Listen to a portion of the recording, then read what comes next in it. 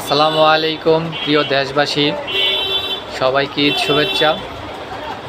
পবিত্র মাহে রমজান শেষ দিনে আগামীকাল ঈদ।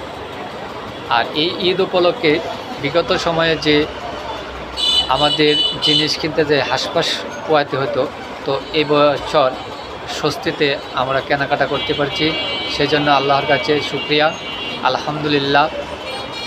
আর এর পিছনে যাদের অবদান আছে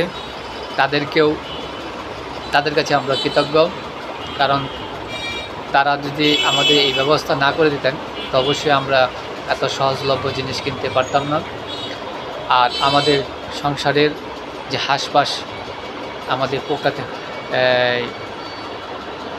হাঁসফাঁস শুনতে হতো। তো যাই হোক, আল্লাহ যা করে ভালো লাগেই করে। আমাদের এমনই একটা সরকার দরকার যা কিনা জনগণের চিন্তা করে, দেশপ্রেমিক, তাকেই আমরা চাই।